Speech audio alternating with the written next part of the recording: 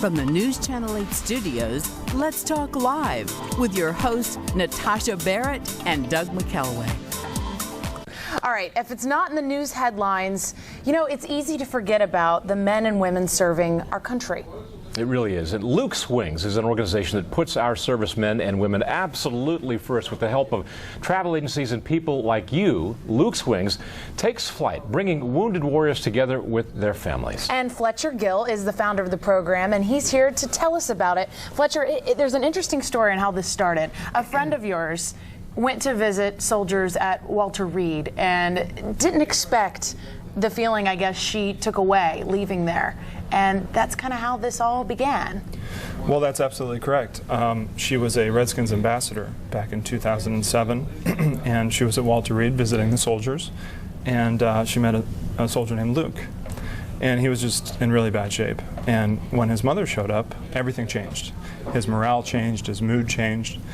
And she just really observed that, you know, that it's very important to have family with you when you're in that recovery phase. And when you talk about Luke being in bad shape, he lost one of his arms and one of his legs in battle. Yeah, he sure did.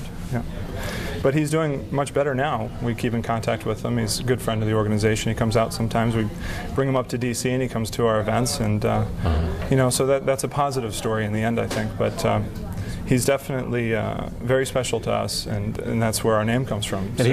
So he was the inspiration of this. This thing has taken off since you got the inspiration to try to hook up families with wounded warriors. Mm-hmm. It sure has. Sarah and I sat down for lunch in December of 2007 and decided that we wanted to have more families come in to help support the recovery process.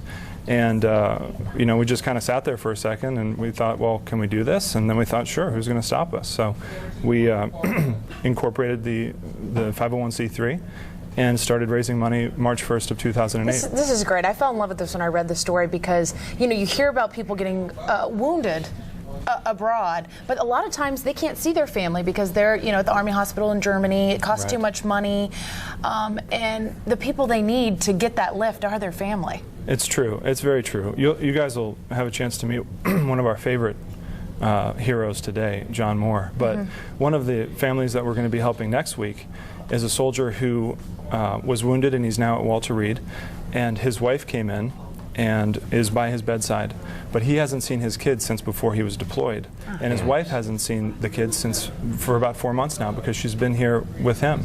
And so that puts a lot of strain on the family. And of course, you know, it's just as important to have your kids with you as it is to have your wife, your mother or your father. So we're going to fly the kids in next week and you know, reunite all of them. So I think that'll be a good one. How are donations going?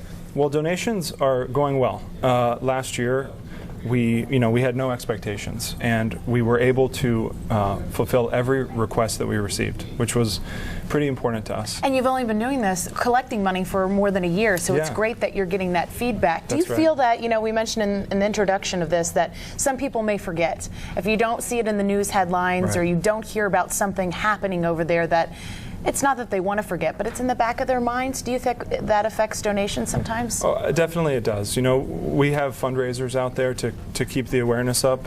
We try to promote ourselves, you know, the organization, through the generosity of folks like you guys today.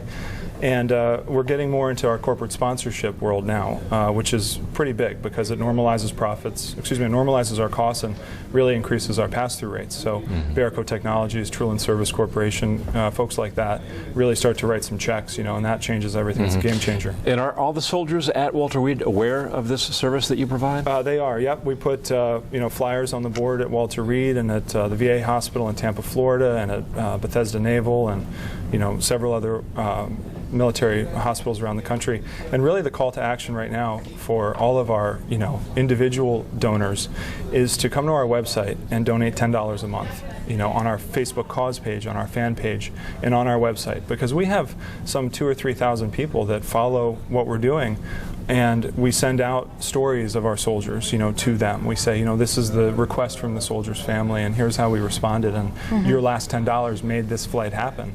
And hopefully that will create one heck of a good relationship going forward, so because 2,000 people, $10 a month, that changes everything. You spend $10 on fast food on the weekend. I mean, it's easy to do. Do you think it could keep on going and adding up?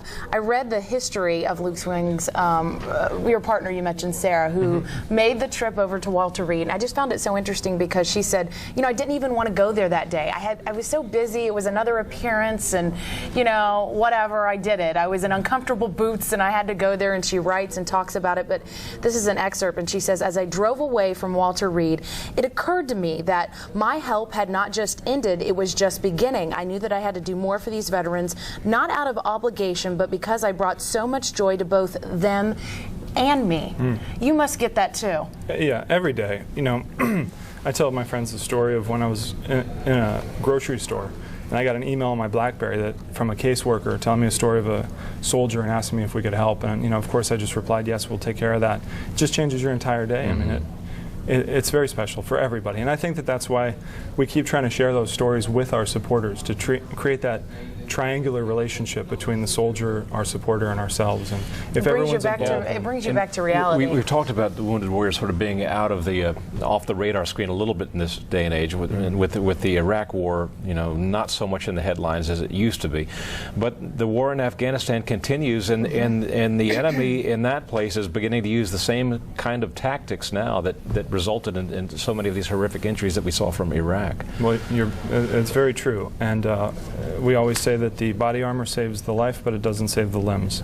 And that's something that we're seeing in modern warfare. And we also know that suicide rates and depression rates are up. I heard recently, and I'm not sure how much truth there is to this, but I heard that we're losing more soldiers to suicide than we are to the enemy. And I don't think that that's a very good statistic. Right. Obviously, can't win many wars that way. That is absolutely a key point where family comes into important play here. That separation factor. I mean, that can do a number.